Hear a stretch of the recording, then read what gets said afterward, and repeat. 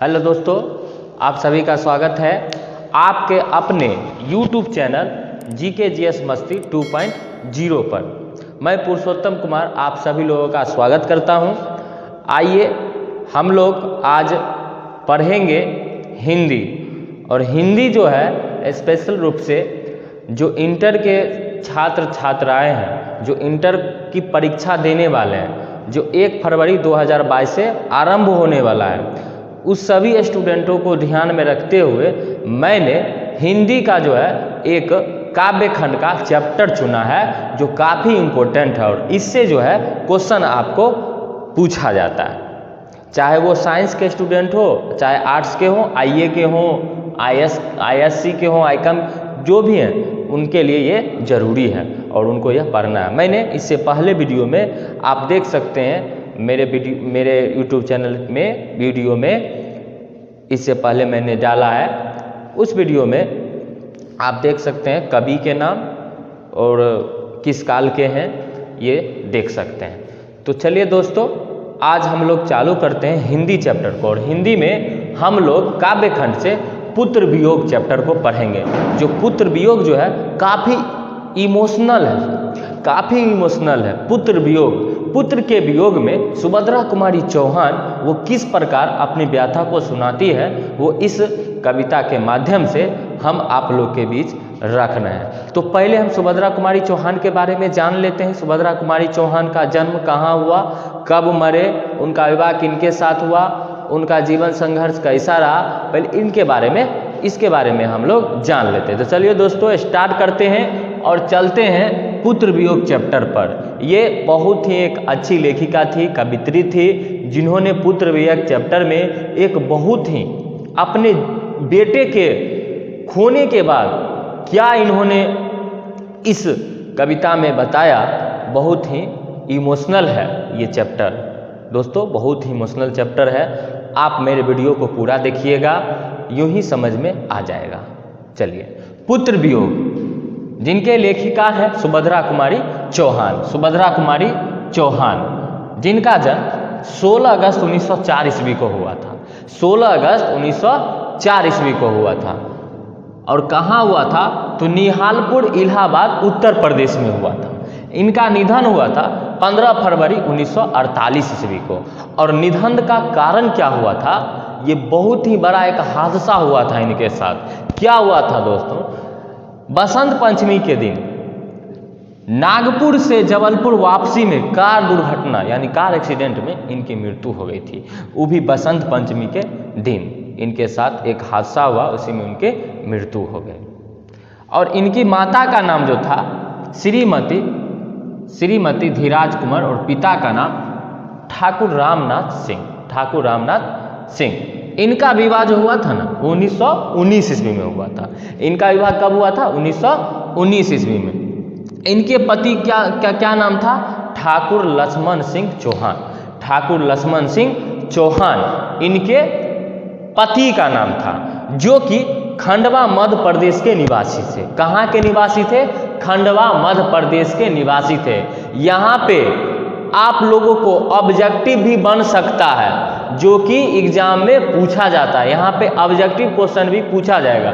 Objective कैसे पूछेगा? उनका विवाह कब हुआ, ईस्वी दे देगा, 4 ऑप्शन दे देगा, उसमें से आपको याद रखना है कि विवाह 1919 में हुआ। पूछा जा सकता है उनके पति का क्या नाम है, तो आपको याद रखना है ठाकुर लक्ष्मण सिंह। कहाँ के निवासी थे? तो याद रखना है मध्य प्रदेश के कहाँ के? तो खंडवा के निवासी थे। उनके द्वारा कुली प्रथा और गुलामी का नशा नामक नाटक लिखा गया था। और इनको जो है ना, इस कुली प्रथा को अंग्रेजी सरकार ने इसको जब्त कर लिया था। ठीक है, इसको जब्त कर लिया था। और ये प्रसिद्ध पत्रकार भी थे। ठाकुर लक्ष्मण सिंह क्या थे? एक प्रसिद्ध पत्रकार भी थे, स्वतंत्रता सेनानी भी थे और कांग्रेस के नेता भी थे। इनके पति, क्या नाम था इनके पति का? तो याद रखना है ठाकुर लक्ष्मण सिंह। चलिए दोस्तों, उसके बाद हम जानते हैं, बहुत ही इमोशनल है, इनके बारे में थोड़ा और जानते हैं। चलिए, अब इनका जो कीर्ति है, प्रधान कर्म क्षेत्र इनका क्या था? तो इनका कर्म क्षेत्र था समाज सेवा करना, राजनीति स्वाधीनता संघर्ष, सक्रिय भागीदारी, उनके अनेक बार समाज सेवा उन्होंने किया और अनेक बार इस सेवा के दौरान उन्हें जेल भी जाना पड़ा था। सुभद्रा कुमारी चौहान को अनेकों बार जेल भी जाना पड़ा था। मात्र 9वीं कक्षा में जाने के बाद उन्होंने पढ़ाई को छोड़ दिया था और पढ़ाई छोड़ने के बाद वो असहयोग आंदोलन में अपनी भूमिका निभाई थी और उन्होंने जब 9वीं क्लास को पढ़ने के बाद, पढ़ाई को छोड़ने के बाद उन्होंने कई बार आंदोलन के दौरान वो जेल भी गई थी।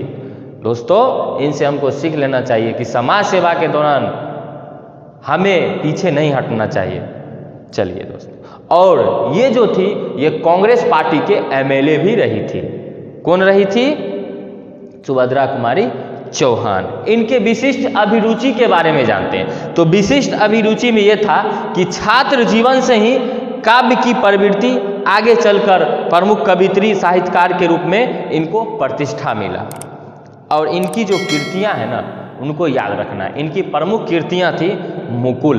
क्या था? मुकुल। आपसे पूछा जा सकता है इनकी प्रमुख कृतियां कौन कौन थी, तो एक याद रखिएगा, मुकुल जो लिखा गया था इनके द्वारा 1930 ईस्वी में, मुकुल 1930 ईस्वी में। उसके बाद त्रिधारा, त्रिधारा लिखा गया था।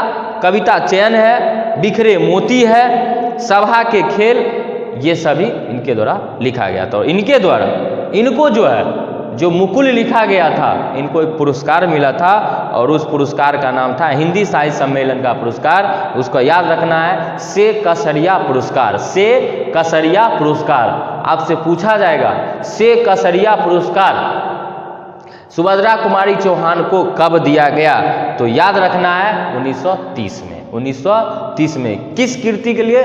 तो मुकुल कृति के लिए। चलिए दोस्तों, अब हम लोग चलते हैं। और ये जो थे सुभद्रा कुमारी चौहान, यह हिंदी साहित्य की छायावादी काव्य धारा के समांतर स्वतंत्र रूप से काव्य रचना करने वाला, राष्ट्रीय भाव की धारा का प्रमुख रूप से विशिष्ट एक कवित्री थी, जिनके बारे में आज हम पढ़ेंगे। चलिए, जिनके बारे में आज हम पढ़ेंगे और हम चालू करते हैं अपने इस व्याख्या करेंगे इसको।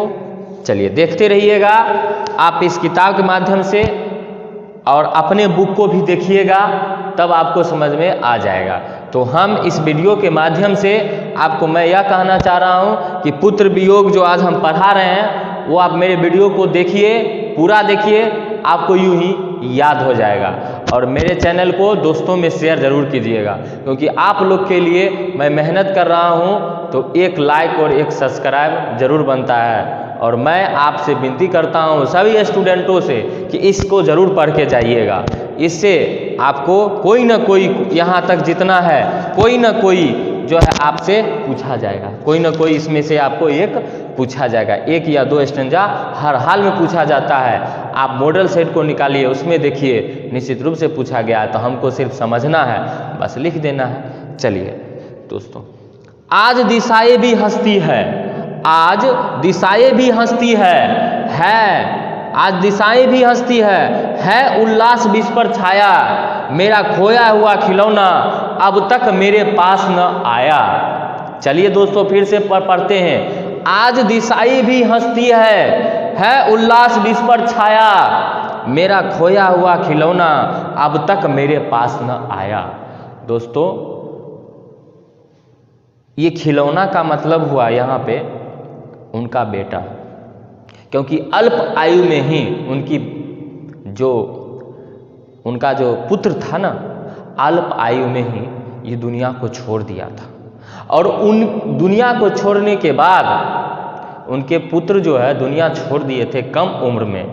और जब वो उनका पुत्र दुनिया छोड़ दिया कम उम्र में, उसके बाद इन्होंने अपने इस पुत्र वियोग कविता में बहुत इमोशनल रूप से ये बताए हैं। कहते हैं आज दिशाएं भी हंसती है, चारों दिशा हंस रही है, चारों दिशाएं हंस रही है उल्लास विश्व पर छाया। पूरा विश्व जो है खुशियां मना रहा है, पूरा विश्व खुशियां मना रहा है, चारों तरफ जो है हंस रहा है, संसार हंस रहा है, दिशाएं हंस रही है, मेरा खोया हुआ खिलौना अब तक मेरे पास न आया। लेकिन मेरा जो खोया हुआ है, मेरा जो खो गया, यानी खिलौना का मतलब पुत्र, जो खो गया है वो मेरे पास नहीं आया है, लेकिन विश्व है वो खुशी से झूम रहा है। चलिए दोस्तों दूसरे स्टेंजा की ओर चलते हैं। शीत न लग जाए इस भैं से नहीं गोद से जिसे उतारा।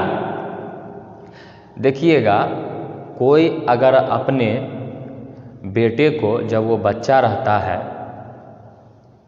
तो ये अपनी माँ यह नहीं सोचती है, बच्चे की माँ, कि हम कभी भी अपने गोद से बच्चे को उतारें। तो उसी रूप में इन्होंने कहा है कि शीत न लग जाए इस भैं से नहीं गोद से जिसे उतारा। छोड़ काम दौड़कर आई, छोड़ काम दौड़कर आई, माँ कहकर जिस समय पुकारा।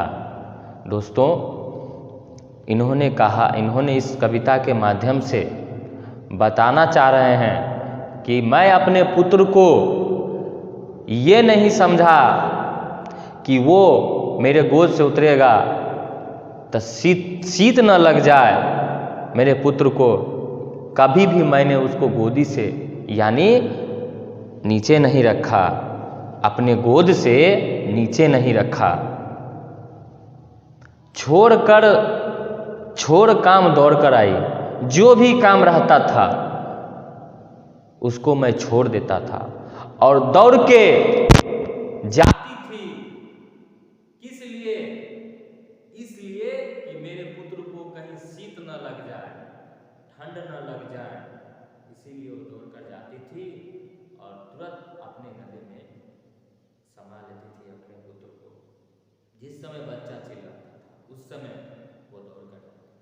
दोस्तों देखते होइएगा, माँ जो होती है ना, वो माँ जो होती है, माँ बच्चे को चेहरे से पहचान जाती है। चेहरा आपका उदास होगा ना तो माँ जरूर पूछेगी कि बेटा क्या हुआ, जरूर आपसे पूछती है बेटा क्या हुआ। माँ, एक माँ जो होती है जो अपने बच्चे को 9 माह तक गर्भ में रखती है, तभी उसको कोई परवाह नहीं होता है, तभी वो दौड़ कर चलती है, तभी वो सारा काम करती है। लेकिन हम लोगों को अगर कहेगा कि पेट पर एक थोड़ा पत्थर लेके चलो तो नहीं हो सकता है। वही है माँ। तो इस संसार में सबसे बड़ा माँ है और संसार में माँ का दर्जा सबसे ऊंचा है और यह कभी नहीं हट सकता है। पहले माँ, उसके बाद कोई। तो दोस्तों यह चैप्टर जो है बहुत ही बड़ा इमोशनल है। इसको आप ध्यान से मेरे वीडियो को पूरा देखिएगा तो आप ज़रूर सोचिएगा कि यह चैप्टर जो सुभद्रा कुमारी चौहान लिखी वो किस स्थिति में होगी। चलिए दोस्तों अब अगले स्टेंजा को पढ़ते हैं। चलिए। थपकी दे दे जिसे सुलाया, थपकी दे दे जिसे सुलाया, जिसके लिए लोरियां गाई, जिसके लिए लोरियां गाई, जिसके मुख पर जरा मलिनता देख आंख में रात बिताई। दोस्तों जब भी याद आता होगा अपने पुत्र का तो कोई भी माता रो जाती होगी। अगर कहीं भी किसी का भी हो बेटा, माँ उसके लिए इंतज़ार करती है। अगर थोड़ा भी लेट होगा तो माँ को ज़रूर याद आया कि मेरा बेटा कहाँ है, चलो थोड़ा फ़ोन लगा के पूछते हैं कि मेरा बेटा कहाँ है। वो कौन ख्याल करती है? वो माँ ही एक ख्याल करती है कि माँ वैसी होती है। माँ जो पूत कपूत हो सकता है, लेकिन माँ जो होती है ना वो हर हमेशा दिल में अपने बेटे को रखती है। जैसा कि सुभद्रा कुमारी चौहान बताए हैं कि थपकी दे दे सुलाया। किसी भी बच्चे को माँ जो होता है ना, वो माँ जो होती है वो थपकी दे दे सुलाती है ना, बच्चे को सुलाती है और लोरियां भी गाती है। होता है ना, बच्चा जब नहीं सोता है तो लोरियां गीत तो गाती है तो बच्चा क्या होता है, सो जाता है। चलिए। जिसके मुंह पर जरा मलिनता, हमने पहले ही बताया मलिनता का मतलब क्या, चेहरा देख के पता चल जाता है कि उसके चेहरा से क्या हो रहा है, पता चल जाता है। वो कौन पहचानती है? तो माँ पहचानती है। देख आंख में रात बिताई, सारा रात जग के जरा भी मलिनता आती थी तो हम पूछा करते थे, वो पूछती थी क्या क्या दिक्कत है तुम्हारे पास, क्या प्रॉब्लम है, क्या समस्या है तुम्हारे पास, मुझे बता, मैं सारा चीज़ दूर करूँगा। ये होती है माँ। और कोई भी माँ अपने बेटे के लिए हर हमेशा सोचती है, हर हमेशा सोचती है कि मेरा बेटा कहीं भी जाए अच्छा से रहे और अच्छा वो पढ़े, अच्छा बढ़े, हर हमेशा सोचती है। तो दुनिया में अगर कोई सबसे ज़्यादा अगर कोई भी अपने बेटे को मानती है तो माँ है। माँ है और माँ से बढ़कर इस संसार में दूसरा कोई नहीं है। इसीलिए दोस्तों सुभद्रा कुमारी चौहान जो इस पुत्र वियोग का चैप्टर में कविता में लिखी है वो बहुत ही इमोशनल रूप से लिखी है। चलिए दोस्तों अगले स्टेंजा को पढ़ते हैं। जिसके लिए भूल अपनापन, जिसके लिए भूल अपनापन पत्थर को भी देव बनाया, कहीं नारियल दूध बसाते, कहीं चढ़ाकर शीश नवाया। दोस्तों उन्होंने इसके माध्यम से कहा कि जिसके लिए हमने भूल गया अपनापन, कोई अपना नहीं, मेरा बेटा अपना है, हम इसको छोड़ के कहीं नहीं जाते थे, अपने बेटा को छोड़ के कहीं नहीं जाते थे। होता है ना, होता है अभी भी कि बच्चा जब छोटा रहता है तो माँ ये कभी नहीं सोचती कि हम इसको छोड़ के और दूसरे जगह जाएं, रह जाएं, 2-3 दिन रह जाएं, ऐसा होता है। तो वो कभी नहीं सोचते थे कि अपनापन छूट जाए लेकिन मेरे बेटा को कोई दिक्कत नहीं हो, इस तरह से। तो जिसके लिए भूल अपनापन पत्थर को भी देव बनाया, यानी पत्थर को भी हमने देवता बनाया कि हे पत्थर को देवता बनाया और उसे पूजा, कहीं नारियल चढ़ाए, कहीं दूध बतासा चढ़ाए, कहीं जाके शीश नवाया। कि शीश नवाया इसलिए कि मेरे बेटे को अच्छे ढंग से रखें और वह आगे बढ़ें, जीवन में कोई कठिनाई नहीं हो। चलिए दोस्तों अगले स्टेंजा की ओर चलते हैं। फिर भी कोई कुछ न कर सका, छीन ही गया खिलौना मेरा, मैं असहाय बस बैठी ही रही, उठ गया छौना मेरा। दोस्तों फिर भी कोई कुछ नहीं कर सका, फिर भी कोई कुछ नहीं कर सका, छीन गया खिलौना मेरा, मैं विवश बैठी हूँ, रही उठ गया छौना मेरा। छौना कहने का मतलब दोस्तों यहाँ पर ये हुआ कि कोई भी जीव है उसका जो छोटा बच्चा होता है ना उसको छौना बोला जाता है। तो इस पंक्ति के माध्यम से उन्होंने कहा कि इस संसार में कोई कुछ नहीं कर सका और मेरा छीन ही गया, वो वापस नहीं आ सकता है। वो समझ रही हैं, वो विवश बैठी हुई है कि वो अब वापस नहीं आएगा। चलिए दोस्तों अगला पढ़ते हैं चित्र को। तड़प रहे हैं विकल प्राण में, तड़प रहे हैं विकल प्राण ये। उनका कहना है कि मेरा प्राण तड़प रहा है, किसके लिए? अपने बेटे के लिए। अपने बेटे के लिए मेरा प्राण तड़प रहा है, मुझको पल भर शांति नहीं है। मतलब सुभद्रा कुमारी चौहान जी को पल भर शांति नहीं है, वह खोया धन ना पा सकूंगी। वो जान रही है कि मैं खोया हुआ धन नहीं पा सकूंगी, इसमें कुछ भी भ्रांति नहीं है। वो समझ रही है कि मेरा बेटा इस संसार में अब नहीं रहा, मैं इसके बिना नहीं रह सकूंगी। सुभद्रा कुमारी चौहान जी अपने में रो रो कर उनका विकल प्राण हो रहा है। अपने में वो सोच रही है कि मेरा बेटा अब जो है संसार में नहीं है। चलिए दोस्तों आगे पढ़ते हैं।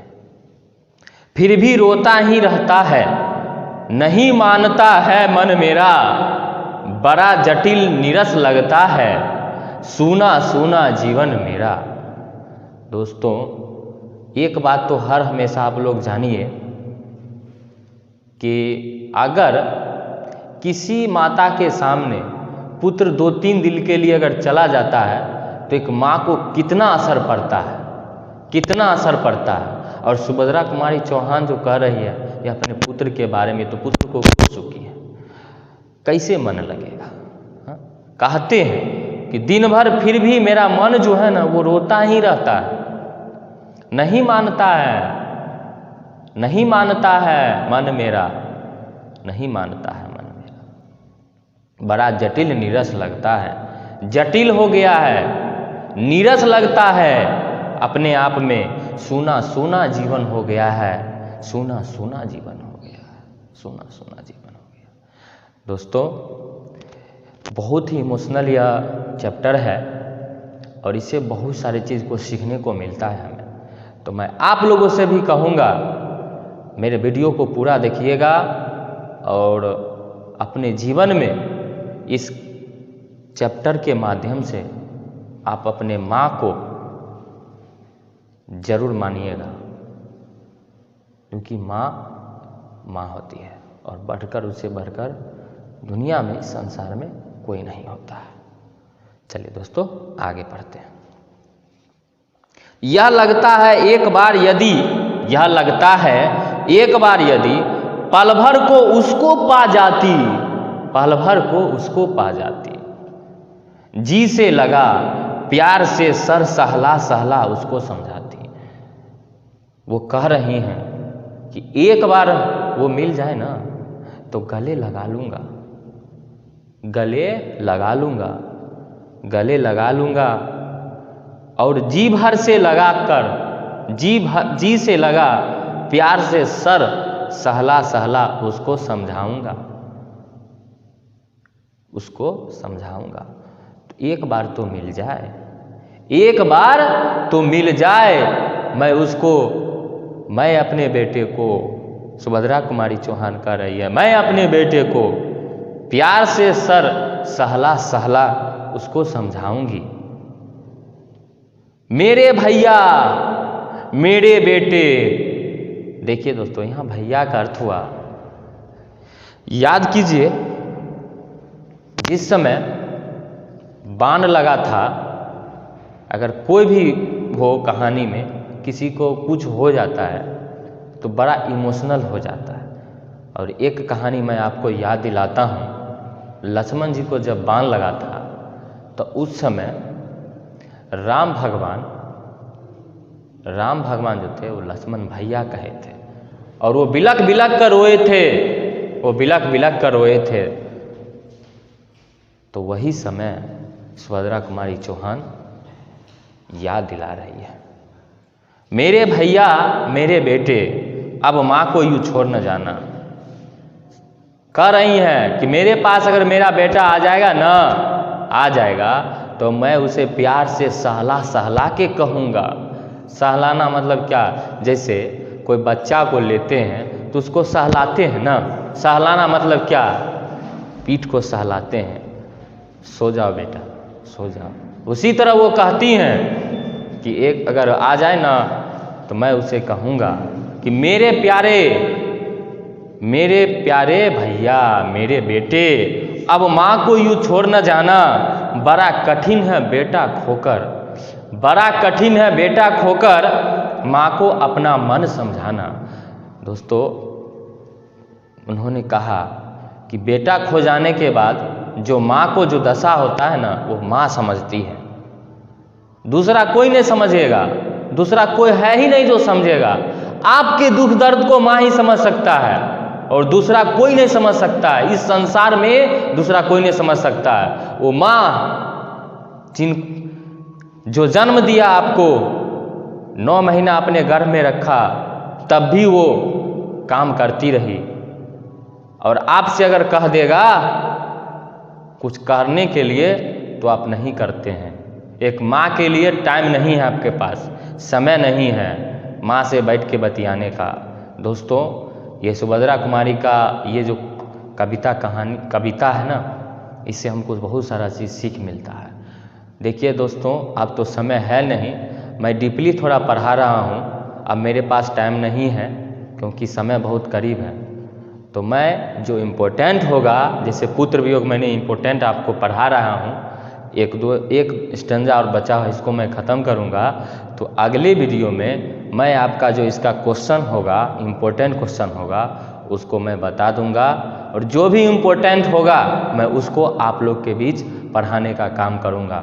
दोस्तों मेरे चैनल को ज़रूर सब्सक्राइब करें, इतना मेहनत आप लोग के लिए हम करते हैं तो आपका भी फर्ज बनता है एक सब्सक्राइब और एक लाइक और दोस्तों को भी शेयर करना। आप देखिए मेरे चैनल को सब्सक्राइब करके और जो मेरा वीडियो चढ़ता है उसको देखिए। चलिए दोस्तों आगे बढ़ते हैं। भाई बहन भूल सकते हैं, भाई बहन भूल सकते हैं, पिता भले ही तुम्हें भुलावे, किंतु रात दिन की साथिन माँ, रात दिन की साथिन माँ कैसे अपना मन समझावे। चलिए अगले स्टेंजा को देखते हैं। मेरे प्यारे मेरे बेटे, ये तो हम आपको बता ही दिए कि जब सुभद्रा कुमारी चौहान कहती हैं कि अगर एक बार मेरा पुत्र अगर मिल जाए ना तो मैं क्या करूँगी, मैं उसको सहला सहला के प्यार से गले लगाऊंगा और कहेंगे मेरे प्यारे भैया, मेरे बेटे, अब माँ को छोड़ के मत जाना, माँ के छोड़ के मत जाना। बड़ा कठिन है बेटा खोकर माँ को अपना मन समझाना। चलिए दोस्तों आगे चलते हैं। भाई बहन भूल सकते हैं, भाई बहन भूल सकते हैं, पिता भले ही तुम्हें भुलावे, किंतु रात दिन की साथिन माँ कैसा अपना मन समझावे। इस पंक्ति के माध्यम से सुभद्रा कुमारी चौहान कहना चाहती है कि भाई बहन भूल सकते हैं, भाई बहन भूल सकते हैं, पिता भले ही तुम्हें भुलावे, लेकिन रात दिन की साथिन माँ जो तुम्हारे रात दिन साथ रहकर तुम्हें पाला पोसा बड़ा किया, वो माँ कभी तुम्हें नहीं भूल सकती है, कभी नहीं भूल सकती है। और वो खोकर अपना मन कैसे समझावे। दोस्तों यह चैप्टर यहीं समाप्त होता है। जो भी इम्पोर्टेंट था मैंने आपको बता दिया है। अब अगले वीडियो में हम आपको इसका जो मेन क्वेश्चन आंसर होगा वो हम आपको बता देंगे, और मेरे वीडियो को पूरा देखिएगा, लाइक और सब्सक्राइब जरूर कीजिएगा। मैं यह आप लोग से विश्वास दिलाता हूँ, आप लोग मेरे चैनल से जुड़िए और मैं हर संभव जो भी एग्ज़ाम है उसमें मैं 100% देने का काम करूँगा। तब तक के लिए जय हिंद।